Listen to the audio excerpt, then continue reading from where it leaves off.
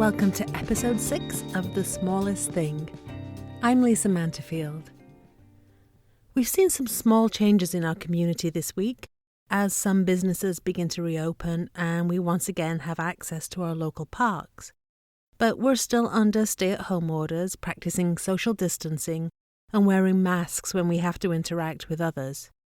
It feels like we've turned a corner in our region, but we're still a long way from getting back to normal, or even knowing what normal might look like. They say that every cloud has a silver lining, so this week I'm looking at some of the silver linings emerging from this global pandemic. But first, Em is frustrated with the lack of information about the quarantine and has her first run-in with fake news. Sit back, relax, and enjoy this week's episode of The Smallest Thing. Welcome to the serialized audiobook, The Smallest Thing, written by Lisa Manterfield, read for you by Charlie Sanderson. Chapter 6, Tuesday, July the 26th. The total lack of information about what's happening to our village is infuriating. Dad has told me nothing, but I'm not sure he has anything yet to tell. All I know is that we're being held prisoner, but our jailers won't say why. Again and again I search social media, frantically scrolling through my apps for a snippet of fact or some hint of reassurance. But every page is filled with unfounded speculation about our village. The more I search, the less I really know. The environmental contingency points to fracking and groundwater pollution. Climate change is blamed for resurrecting Jurassic viruses and dormant toxic spores. The conspiracy theorists shout about botched biological weapons testing and government cover-ups. Another group points its finger at a local excavation project, calling the operations environmental murder. Food contamination, superbugs, toxic vaccinations. Everyone has an opinion, and every possibility is terrifying.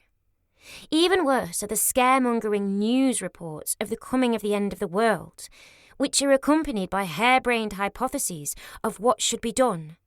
Everything from shutting down the borders of our country to incinerating Eve and everyone in it.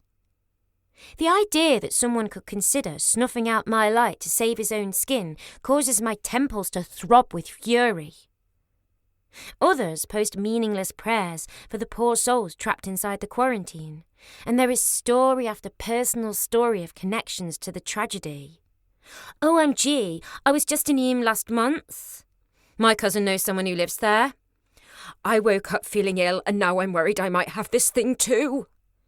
It's like the Tragedy Olympics, with everyone competing to prove they are in the most danger or have the most heartbreaking story, without actually being trapped behind the quarantine or dying.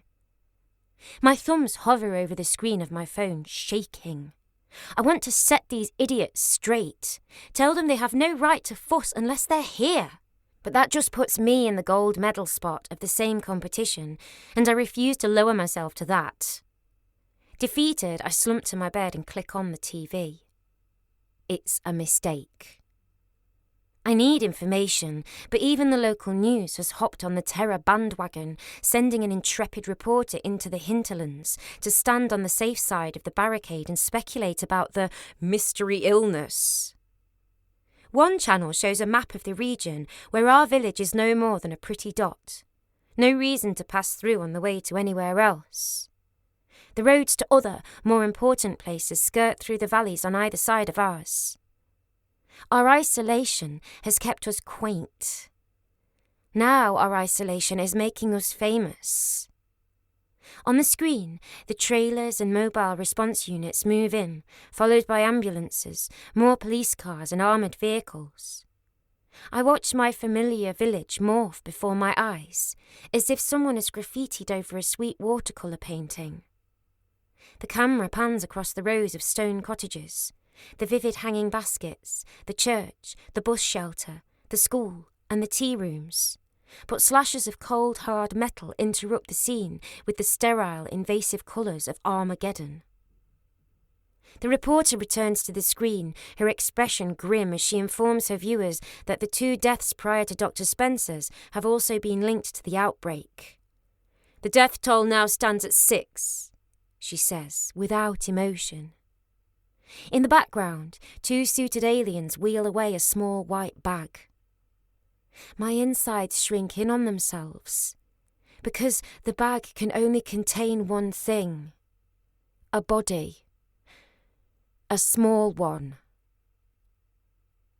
Before I can fully grasp the horror of what I'm seeing, an infographic pops onto the screen. It's a dark blue silhouette of a man overlain with a bullet point list of symptoms: body aches, headache, stomach pain, nausea and vomiting, bleeding. I can't watch any longer. It's so clinical and cold compared to the very real bagged body of what must be one of the Wainwright children. The image now seared into my memory. Finally, Mum FaceTimes me. I click on the video icon, resolving to put on a brave face or she's going to wig out. My own video comes up first and I fiddle with the screen until I'm centred. A second later, Mum's face appears. She's off to one side of her screen with a window behind her, but even in the shadowy light, I can see she looks frantic. She breathes. Oh, I just got all your messages. Are you okay? Where were you? I screech. My false bravado crumbling immediately until all I can manage is a childish, Mom! Oh, Emmett, I'm sorry. I should never have left you. As soon as I heard about this thing with Dr. Spencer, I should have come home. I should have listened to my gut. Mom, stop, I say, gathering myself together. You couldn't have known. None of us could have known. For the last 3 years, I've fought epic battles to avoid the annual trip to Auntie Margie's dull seaside town. Ironic that this is the year I won. Mum takes a breath and settles herself. Tell me everything. What's going on? Are you and your dad all right? I tell her about the barricades and the army of helpers. I leave out the guns and military vehicles. But we're okay. I've only just seen the news reports. They're showing the riots and the medics in spacesuits carrying out all those bodies.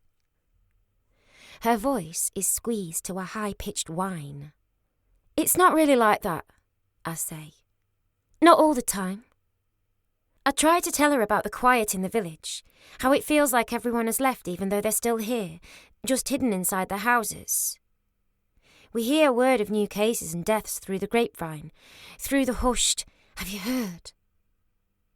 Leave it to the news outlets to replay over and over the footage of the Molotov cocktail incident and the removal of the Wainwright's kid's body, adding their own commentaries to the scenes of carnage. I'm not saying being here is a picnic, but it makes me furious that they need to amp up the drama when the quiet seeping fear of the unknown is terrifying enough. Are you sure you're okay? Mum asks again. You haven't had any headaches, any muscle aches, fever, anything that feels unusual? Honestly, Mum, I'm fine, I tell her. Promise me you'll be careful. Do exactly what they tell you. I will. Mum narrows her eyes at me. She says, like she doesn't believe me. I'll be careful, Mum, I promise. She gives me an understanding look. And your dad? I'm not sure if she's asking if Dad's okay or if he's being careful, but I don't have an answer to either. I haven't spoken to Dad since he told me to stay indoors no matter what. I have no idea where he is now. He's fine, I tell Mum, because it's easier this way. You and your dad, you have to look after one another. I know. And don't let him be a hero. It's probably too late for that, but I don't say that to Mum. Instead, I promise her we'll be okay. Mum? I'm trying to find the words to tell her everything I'm feeling. That I'm scared. That I don't know what's going to happen.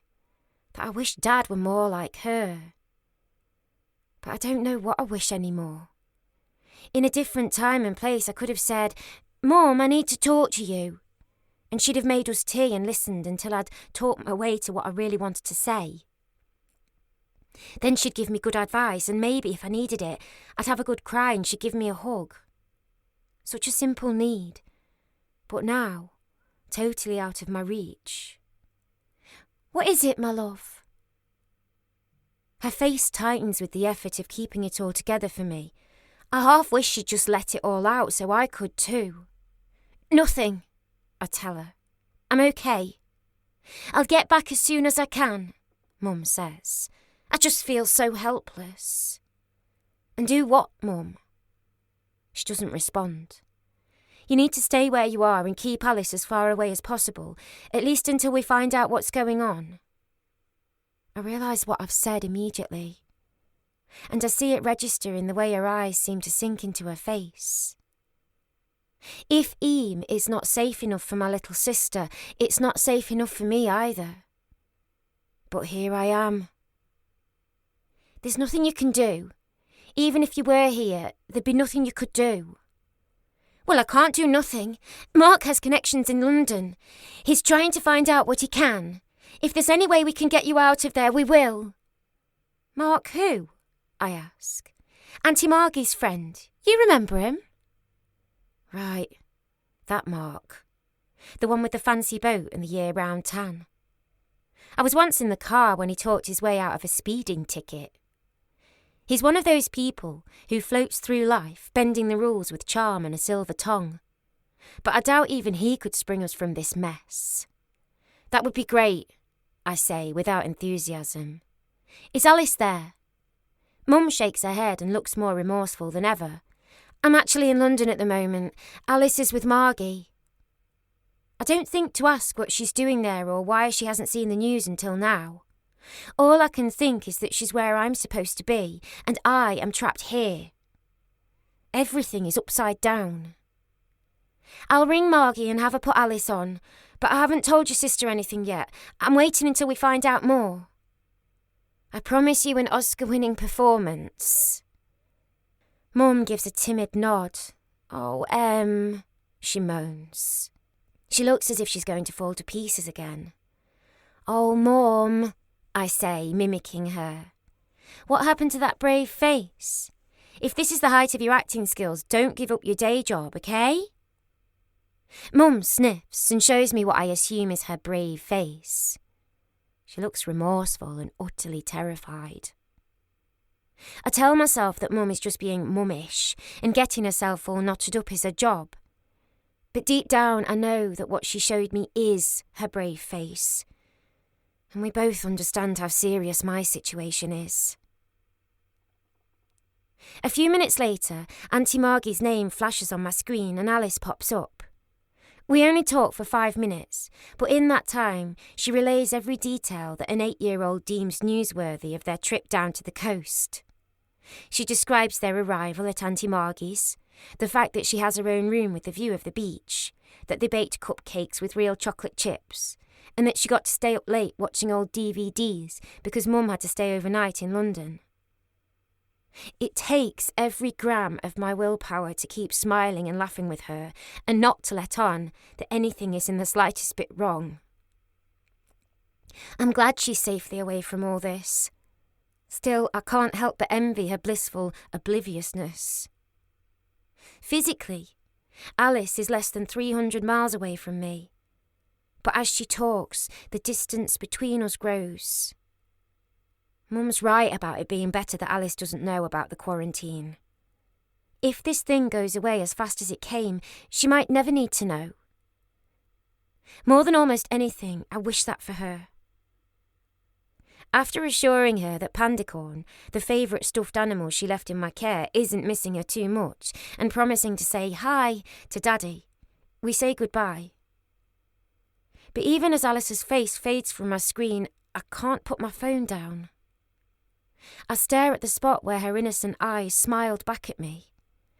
But all I can see now is the reflection of my own frightened face.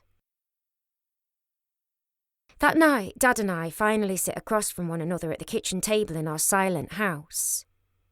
Between us is a single sheet of paper I found taped to the front door. It gives us all the available information about the quarantine, and it's next to nothing. I am trying to get my mind around what I do and don't know, but I have so many questions, I don't know where to begin.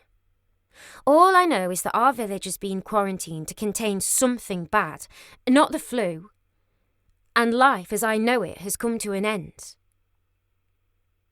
How long do we have to stay? I ask Dad, wondering if I'll need to ask the landlord if he'll hold the room in London. I don't know yet, he says. For now, they're just asking us to sit tight. Can we go out at all? At the moment, yes. We just can't leave the village. But we can talk to other people. Dad nods. But they're advising precautions. I assume that means you won't be checking in on everyone anymore. Of course I will, he says, as if I've asked why he insists on taking in oxygen and blowing out carbon dioxide. It's neighbourly, Emmett. The trouble with being neighbourly is that it always seems to result in sticking your nose into other people's business. And while Dad seems to believe it's his job to take care of everyone in the village, I prefer my own business nose-free. Well, I hope you don't bring anything home with you. Dad glares at me, but I don't regret my grumpy outburst. What about Mum and Alice? I ask, changing the subject. What's going to happen to them? No one's allowed in or out until further notice. For the time being, they'll be better off staying there. You should have gone with them. So should you. Dad's lips twitch into a tight grimace as if to say, touché. I take no satisfaction in his reaction. I don't understand. What good does it do to quarantine us?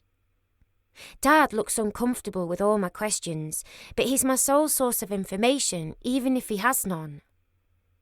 They're not being very forthcoming, but my guess is that until they know what's causing this, they're erring on the safe side. On whose safe side? I ask, the words wavering in my throat. Not safe for us, that's certain. Dad doesn't say anything, and I wonder if he's thinking the same thing. If the source of the sickness is something in the village, keeping us here is only keeping us closer to danger. If our mystery illness is something contagious, the quarantine isn't for our benefit either. In both cases, we are the proverbial sacrificial lambs. The edges of the kitchen start to blur and I close my eyes, feeling as if everything is about to start spinning. They can't stop us leaving. It comes out as a whimper. They can't tell us what to do or where we can and can't go. It's a violation of our rights. Emmett, Dad says. I know this isn't easy, and I know it doesn't seem fair, but this quarantine is serious. The best thing we can do for now is to wait and see what happens. We need to trust that this is in our best interests, and we need to do what's asked of us. This isn't like sneaking out of a window. In all the insanity of the past week, I'd almost forgotten to worry about Dad and Ro. I struggle now to make sense of the fact that he knew I was out that night and said nothing until now. But my brain is already overloaded with things I can't fully grasp. I don't even get to react before he adds, "Now's not the time to be a rebel." I stare at my dad. I want to grab him by the collar and shake him. How can he be so passive? How can he just sit there and allow this to happen to us? And how can I possibly be related to him? When will it be time to be a rebel? I ask, barely able to keep the sarcasm out of my voice. I don't know, he says. But if that time comes, I promise I'll let you know. Of all the platitudes Dad has spouted over the years, this is the one I believe the least.